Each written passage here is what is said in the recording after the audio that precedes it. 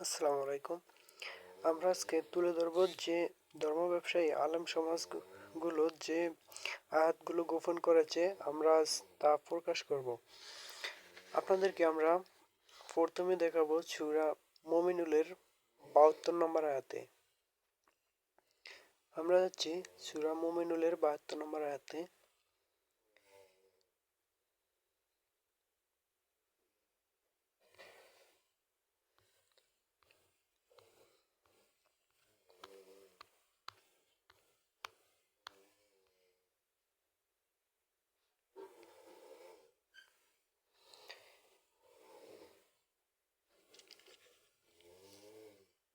অথবা তুমি কি তাদের কাছে কোনো প্রতিদান চাও? তোমার প্রতিপালকের প্রতিদানই সর্বোত্তম, আর তিনি সর্বশ্রেষ্ঠ। এখানে এখানে বলা হয়েছে, তুমি কি তাদের তাদের কাছ থেকে কোনো প্রতিদান চাও? তোমার প্রতিপালকের প্রতি সর্ব তোমার প্রতিপালকের প্রতিদানই সর্বোত্তম, আর তিনি সর্বশ্রেষ্ঠ রিজিকদাতা। এখানে এখানে ধর্ম ব্যবসায়ীরা কি করে খাবে, এই কথাটা বলা হয়েছিল। আমরা অন্য একটা আয়াতে যাচ্ছি, সূরা আল বাকারার 174 নম্বর আয়াতে যাচ্ছি।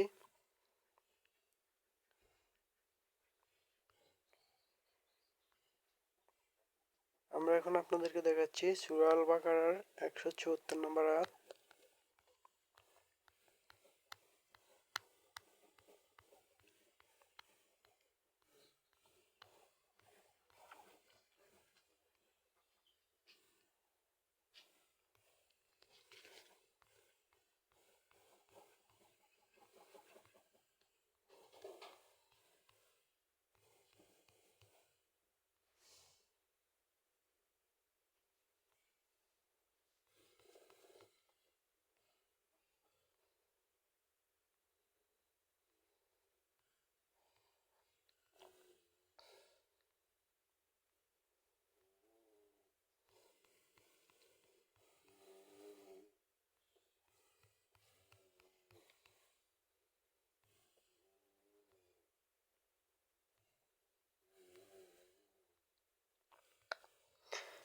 আমরা এখন এসেছি সূরা আল বাকারার 74 নম্বর আয়াতে। আমরা দেখব এখানে কি বলা হয়েছে। কিতাব হতে আল্লাহ যা নাজিল করেছেন, তা যারা এটা গোপন করে এবং এর বিনিময়ে অল্প মূল্য গ্রহণ করে, এরা নিজেদের পেটে একমাত্র আগুন ভক্ষণ করে। এদের সাথে আল্লাহ কিয়ামতের দিন কথা বলবেন না এবং এদেরকে পবিত্র করবেন না, এবং এদের জন্য যন্ত্রণাদায়ক শাস্তি রয়েছে।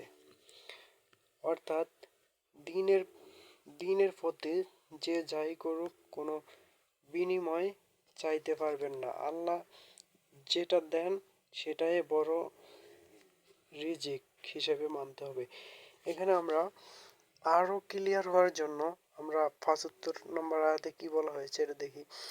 এরা এমন লোক যারা হিদায়াতের বিনিময়ে গোমরাহি এবং ক্ষমার বিনিময়ে শাস্তি ক্রয় করেছে, তারা আগুন সহ্য করতে কতই না ধৈর্যশীল। আমরা আরো দেখি 76 নম্বর আয়াতে কি বলা হয়েছে। তাদের প্রতি শাস্তি হুকুম দেওয়া হয়েছে এজন্য যে আল্লাহ কিতাবকে সত্যরূপে নাজিল করেছে, আর যারা কিতাব সম্বন্ধে মতভেদ করেছে তারা চরম মতভেদে পড়ে আছে। এখানে বলা হয়েছে, হয়তো যারা আল্লাহর সঠিক কথাগুলোর ভিতরে মতভেদে রয়েছে, এই কথা আল্লাহর সঠিক যে কথাগুলো বলেছে এই কথাগুলো মতভেদে রয়েছে, হয়তো এরকম কথা বলেছে, হয়তো এরকম বলেছে। আমরা দেখি সূরা ইয়াসিনের 21 নম্বর আয়াতে দেখি কি বলা হয়েছে। সূরা ইয়াসিনের 21 নম্বর আয়াতে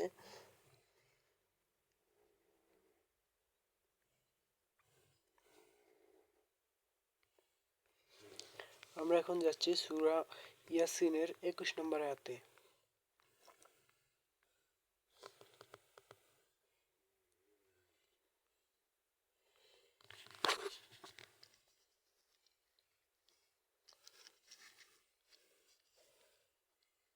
তোমরা মান্য করো এদেরকে যারা তোমাদের কাছে কোনো প্রতিদান চায় না, অফুরন্ত তারাই সঠিক পথে পরিচালিত।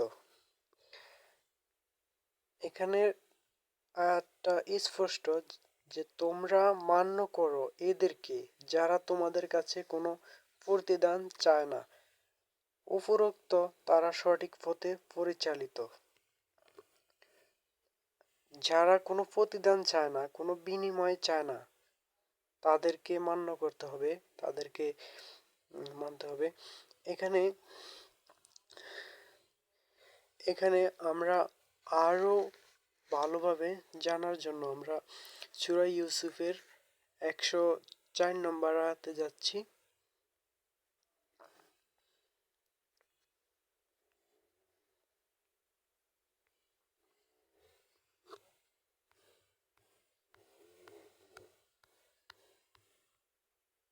সূরা ইউসুফের 104 নম্বর আয়াতে যাচ্ছি।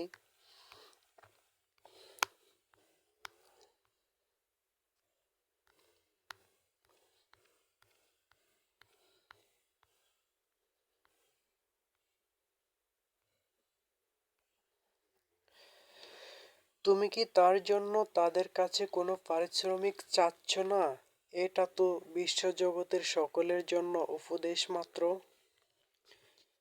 তুমি কি তুমি তার তুমি তার তুমি তার জন্য তাদের কাছে কোনো পারিশ্রমিক চাচ্ছ না?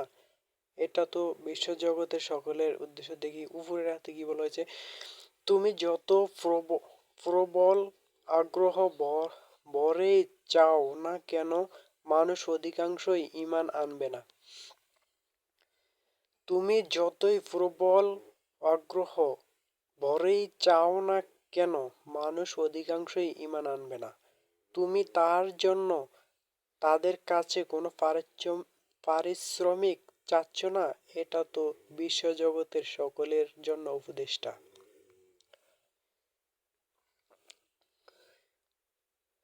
এখানে আয়াতগুলো ভালো করে আপনারা অনুসন্ধান করবেন। আমি এখন আপনাদেরকে শর্টকাটে দেখাচ্ছি। আমরা এখন আরো ভালো করে জানার জন্য যাচ্ছি সূরা সাদে। আমরা সূরা সাদে যাচ্ছি।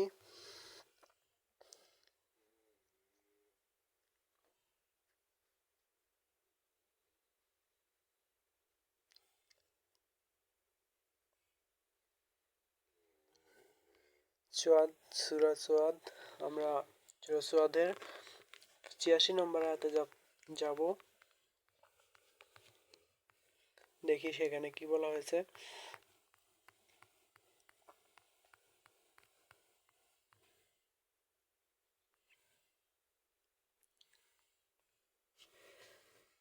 বলো, আমি এর অর্থাৎ সঠিক পথের দিকে ডাকার জন্য তোমাদের কাছে পারিশ্রমিক চাই না, আর আমি কোনো ধোঁকাবাজ নই।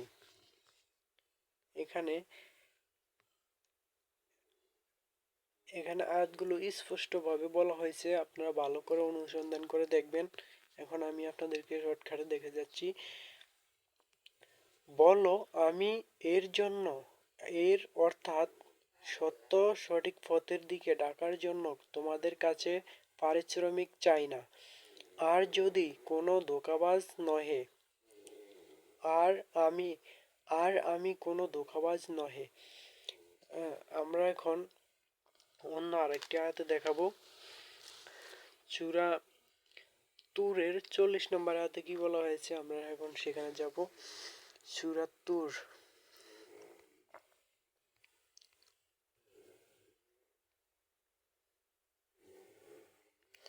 সূরা তুরে আমরা 40 নম্বর আয়াতে কি বলা হয়েছে আমরা দেখি।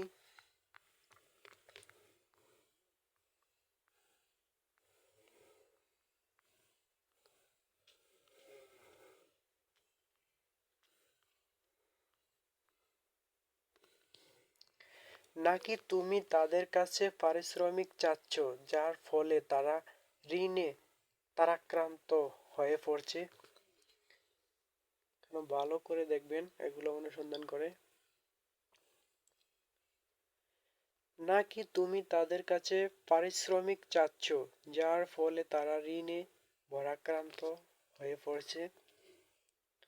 এটা হচ্ছে সূরা তুরের 40 নম্বর আয়াত। আমরা সূরা হুদের 29 থেকে 50 নম্বর আয়াতে কি বলা হয়েছে দেখি। সূরা হুদ, আমরা সূরা হুদের 29 নম্বর আয়াতে যাচ্ছি।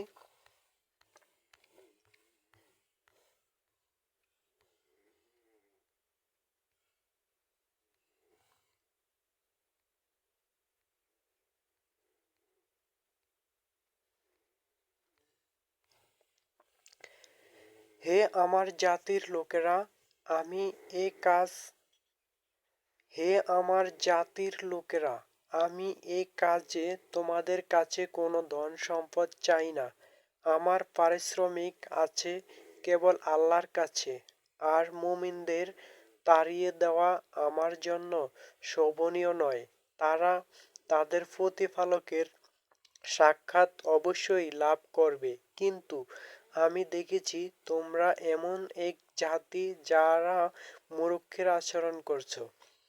এই আয়াতগুলো আপনারা ভালোভাবে অনুসন্ধান করে দেখবেন। এই আয়াতগুলো ভালোভাবে অনুসন্ধান করে দেখবেন। হে আমার জাতির লোকেরা, আমি এই কাজ তোমাদের কাছে কোনো ধন সম্পদ চাই না, আর আমার পারিশ্রমিক আছে কেবল আল্লাহর কাছে, আর মুমিনদের তাড়িয়ে দেওয়া আমার জন্য শোভনীয় নয়। তারা তাদের প্রতিপালকের সাক্ষাৎ অবশ্যই লাভ করবে, কিন্তু আমি দেখেছি আমার এমন এক জাতি যারা মূর্খের আচরণ করছে। আমরা সূরা হুদের 29 নম্বর আয়াতে দেখাচ্ছি। এখন আমরা 51 নম্বর আয়াতে কি বলা হয়েছে আমরা আরো ভালোভাবে জানার জন্য 51 নম্বর আয়াতে যাচ্ছি। আমরা এখন 51 নম্বর আয়াতে যাচ্ছি সূরা হুদের।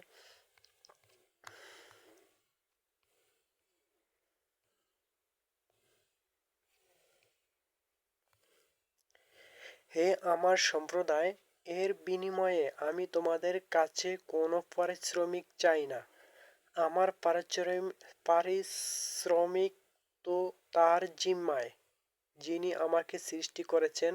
তবুও কি তোমরা জ্ঞান বুদ্ধি খাটাবে না?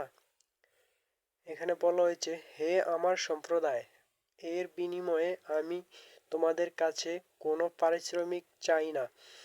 আমার পারিশ্রমিক তো তার জিম্মায়, যিনি আমাকে সৃষ্টি করেছেন। তবুও কি তোমরা জ্ঞান বুদ্ধি খাটাবে না? পারিশ্রমিক নেওয়ার ব্যাপারে আমরা আরো আরো দেখি অন্য আয়াতে কি বলা হয়েছে। শুআরার 26 নম্বর সূরা শুআরার 109 নম্বর আয়াত থেকে আমরা অনেকগুলো আয়াত দেখব। সূরা শুআরার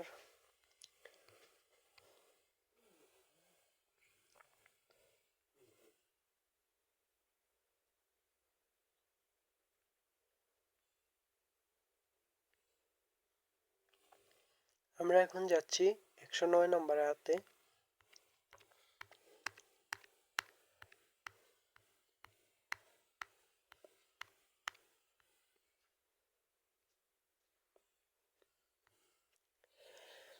আমি তার জন্য তোমাদের কাছে কোনো প্রতিদান চাই না।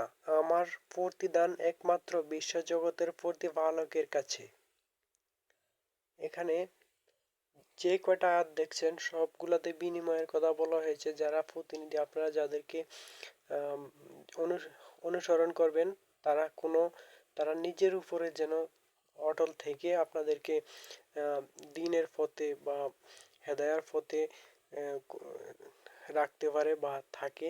আপনারা তাদেরকে কোনো বিনিময়ে দিবেন না, আর তারাও যেন কোনো বিনিময় না খায় এমন ব্যক্তির কাছে আপনারা অনুসরণ করবেন এমন ব্যক্তিকে। এখন আমরা দেখি 26 নম্বর আয়াতে কি বলা হয়েছে।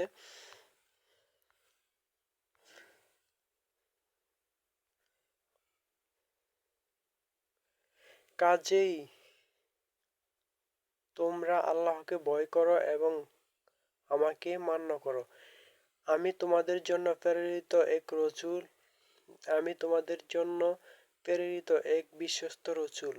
কাজেই তোমরা আমাকে কাজেই তোমরা আল্লাহকে ভয় করো এবং আমাকে মান্য করো। আমরা 27 নম্বর আয়াতে কি বলা হয়েছে দেখি। এর জন্য এর জন্য আমি তোমাদের কাছে কোনো প্রতিদানই চাই না। আমার প্রতিদান আছে কেবল বিশ্বজগতের প্রতিপালকের কাছে নিকট। এখানে বিশ্বনবী প্রতিদান চাননি, বিশ্বনবী প্রতিদান চাননি। বা এখন আপনারা যাদেরকে অনুসরণ করবেন তাদেরকে কেন আহ, তাদেরকে কেন পারিশ্রমিক দিবেন? যাদের থেকে আপনারা দিনই শিক্ষা নেবেন, যাদের থেকে আপনারা কিছু শিখবেন বা অনুসরণ করবেন, যারা দিনের প্রতিনিধি ভাবেন তাদেরকে আপনারা বিনিময় দিবেন, এটা এটা সম্পূর্ণ নিষিদ্ধ। এটা রসুল এটা এটা থেকে মুক্ত। আমরা এখন দেখব অন্য একটি আয়াতে, 145 নম্বর আয়াতে দেখব।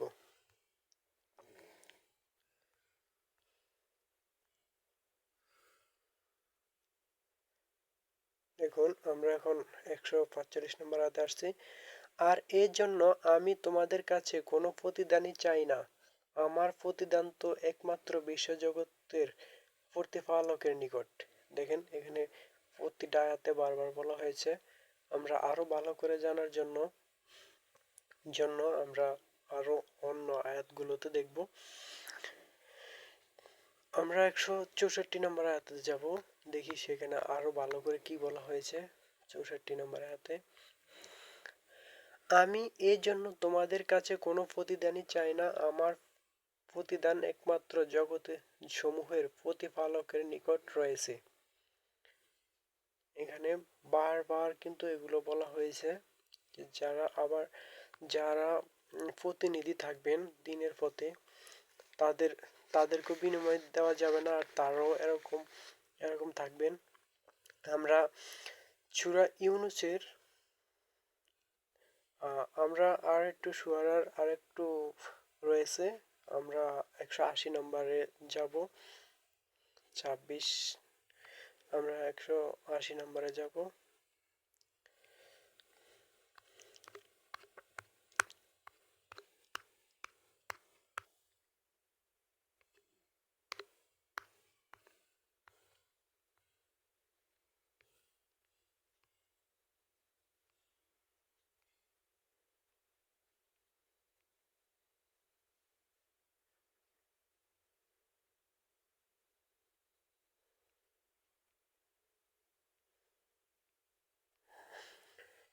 এই জন্য আমি তোমাদের কাছে কোনো প্রতিদানই চাই না। প্রতিদান রয়েছে বিশ্বজগতের প্রতিপালকের নিকট। এখন আমরা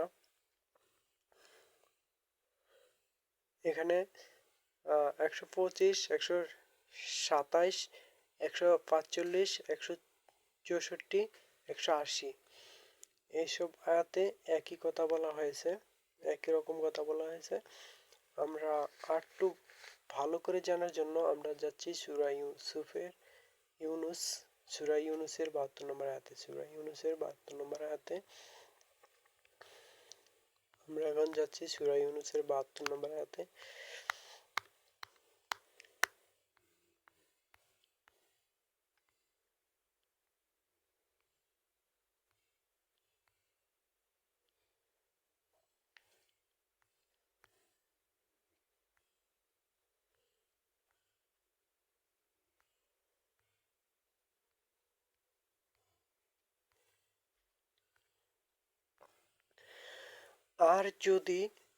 আর যদি তোমরা আমার আহ্বান থেকে মুখ ফিরিয়ে নাও তাতে আমার কোনো ক্ষতি হবে না। আমি তোমাদের কাছে কোনো পারিশ্রমিক চাচ্ছি না। আমার পারিশ্রমিক আছে কেবল আল্লাহর নিকট। আমাকে আত্মসমর্পণকারীদের মাঝে শামিল হওয়ার জন্য আদেশ দেওয়া হয়েছে। আমাকে আত্মসমর্পণকারীদের সাথে মধ্যে শামিল হওয়ার জন্য আদেশ দেওয়া হয়েছে। আমরা এখন সূরা আল ইমরানের ৭৭ নম্বর আয়াত থেকে ৮৭ নম্বর আয়াতে দেখব।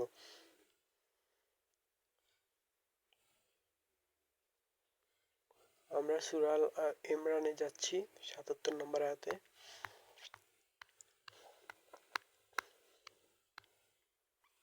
সূরা আল ইমরানের ৭৭ নম্বর আয়াতে যাচ্ছি আমরা।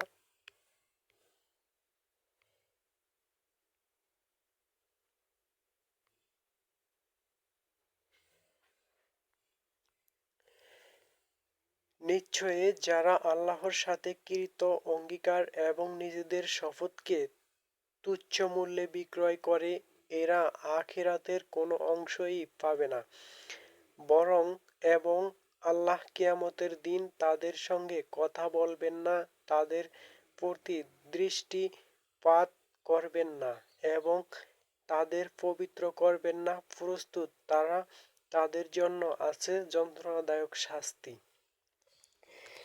দেখুন, এতক্ষণ আপনারা বিভিন্ন আয়াতে দেখছেন যে যে বিশ্বনবীকে বলা হয়েছে তিনি কোনো বিনিময় নেননি, কোনো বিনিময় করেননি। এখন এই আয়াতগুলোতে স্পষ্ট, নিশ্চয়ই যারা আল্লাহর সাথে কৃত অঙ্গীকার এবং নিজেদের শপথকে তুচ্ছ মূল্যে বিক্রয় করে এরা আখিরাতের কোনো অংশই পাবে না।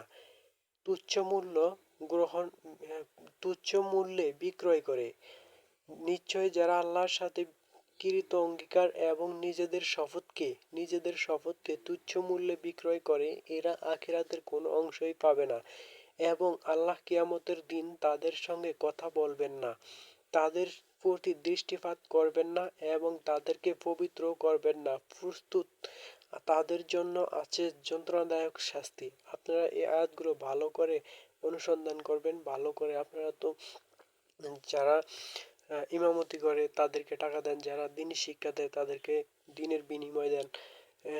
তারপরে তারপরে আপনারা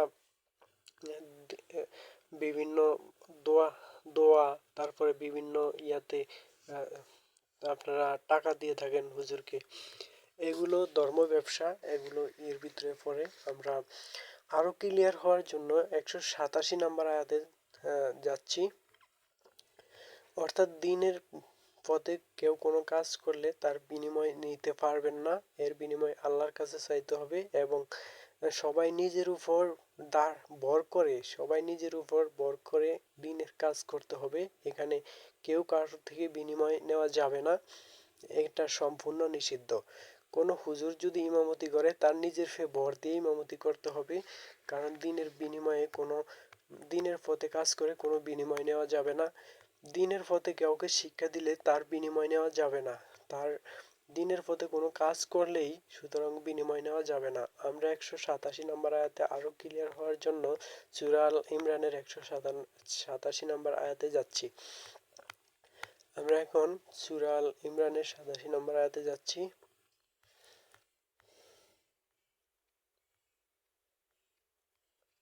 আপনারা দেখছেন সূরা আল ইমরানের ৮৭ নম্বর আয়াতে যাচ্ছি আমরা।